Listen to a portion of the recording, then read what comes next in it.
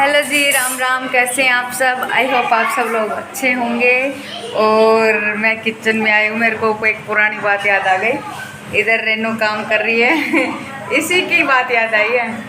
पता है जब रेनू की शादी हुई ना, जब मैं 12th क्लास में थी, मतलब 12th में हुई नहीं थी, 11th क्लास कंप्लीट करी थी मैंने। और तब तक मैंने घर का कोई भी काम नहीं सीखा था, मतलब मेरे को सिखाया ही नहीं गया था एक तरीके से। ये सारा काम करती थी, मतलब डांट भी मारती थी मेरे, बहुत ज़्यादा डांट मारती थी। अभी भी मारती हूँ, अभी भी मारती है। कल मैंने यस्सु की डांट लगाई थी, तो जिस पे नाराज होगी मैं बस कान पर खागी भी ना, तो नाराज हुआ नहीं खाया हुआ पेड़ करेगी तू रैप्टा खाया। अरे मैं तो इसका डंडा खाया ना, जिस स्कूल में ये मतलब मैं पढ़ती थी ना, उसमें टीचर थी इसने बहुत सारे काम में बहुत संघर्ष किया अपनी लाइफ में। इसको कोई काम नहीं जो इसको आता नहीं हो करना है, ठीक है। तो ये वहाँ पे टीचर थी और मैं डंडे खाती थी ये कोई सभी ने अपनी लाइफ में वही पिटाई, तो टीचर से तो पिटाई खाई हुई है। ऐसा कौन है जिसने नहीं खाई हुई? कमेंट करके बताइए। और क्या बता रही थी मैं? हाँ, ये कोई भी काम मेरे से नहीं करवाती थी।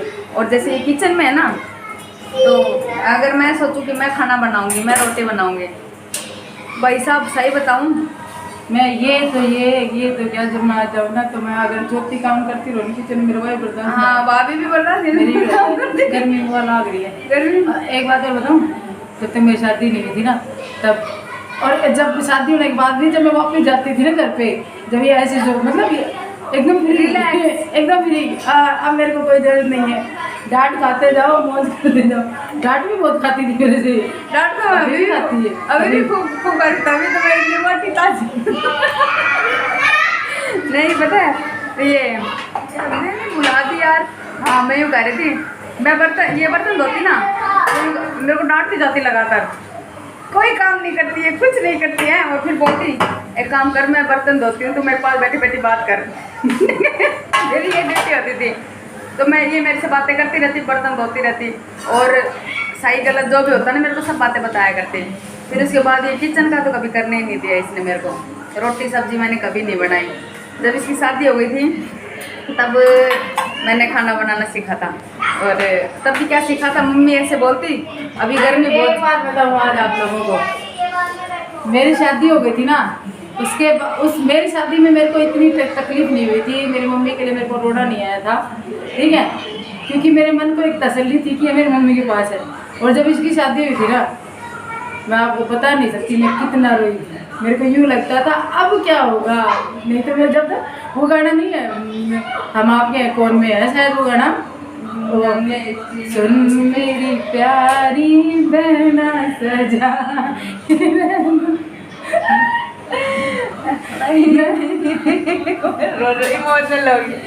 इमोशनल होगी मैं भी इमोशनल हो जाऊंगी रहने दे।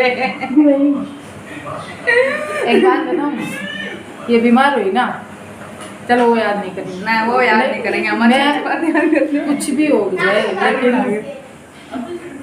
मेरे को ये कभी ये नहीं लगता इसको देख के, जब शादी हो गई, जब भी ये नहीं लगता कि इसकी शादी हो गई, इसके बच्चे हो गए, ये बहन है मेरी, मेरे को ये लगता है कि ये मेरा पर्सनल, मेरा इसके ऊपर एक अधिकार है।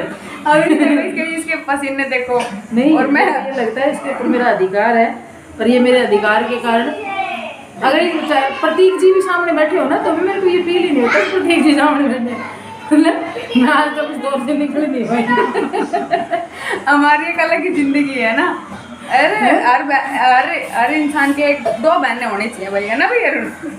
दो अरुण मेरे तो 7-8 होनी चाहिए इनके साथ तो 7-8 बहन होनी चाहिए, पर हाँ 2 बहन तो होनी चाहिए। अकेली, मतलब जिस परिवार में अकेली बच्ची होती है ना, अकेली लड़की, तो वो शेयर ही नहीं कर पाती अपनी बातें या फिर काम नहीं। और बताऊँ एक बात आपको, मेहंदी लगाते संडे को बालों में कितनी केयर करा करता, मुँह आप मुल्तानी लगाता, अगर वह सूखती ना, जब तक बैठा बैठा हाथ पका मुँह में हल्का, फिर कई देर में नहा के निकलता कि टी रगड़ना।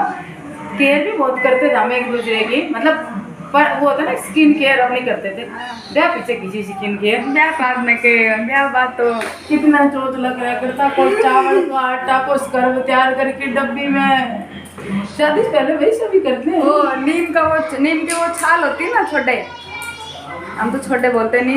नीम की छाल होती है तो उसको तोड़ के जो फुंछे पर लगाई जाती है तो उसका फेस पैक बनाते हैं।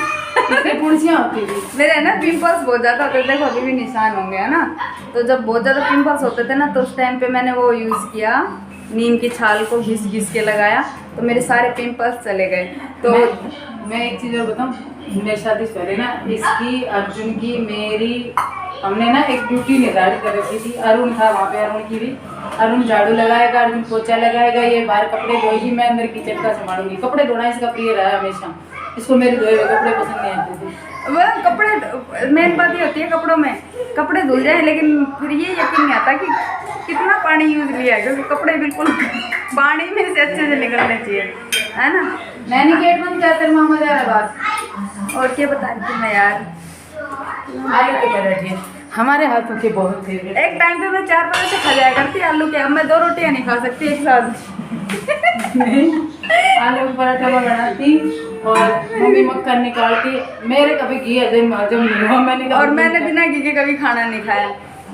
ये खाते थे हमेशा। मैंने हमेशा घी के साथ ही खाना खाया है। आलू घी बनाया करती जब मम्मी, या पराठा बहुत देर खाती रहती और फिर यूँ करती जाती, जीजी पराठा बहुत स्वाद नहीं, फिर बर्तन मांग ले पराठा में बनानी है, बर्तन मांग ले। आखिर दिन था बेबी, सच में वो जिंदगी भी सोम गिर जाएगा बेटा। बचपन में सोचते थे बड़े होंगे जब बहुत पैसा कमाएंगे, अब सोचते हैं काश कि वो बढ़िया तो वो दो बिना पैसा, जब 1 रुपये एक चीज लाए कैसे हो जाएगा। सच में यही होता है शायद, डाउन टू अर्थ इंसान। कुछ ज़्यादा ही देखो घी बनाया था आज, तो ये गरम कर दिया, अब इसको इसमें छान देते हैं। हम पूरी है, पूरी तो है, चल बिछाया भी जाओ। तो रेनू ने बना दिया है घी, और ऐसे ही बचपन की बातें याद आती हैं। और जब बड़े हो जाते हैं ना, मतलब उस टाइम पे तो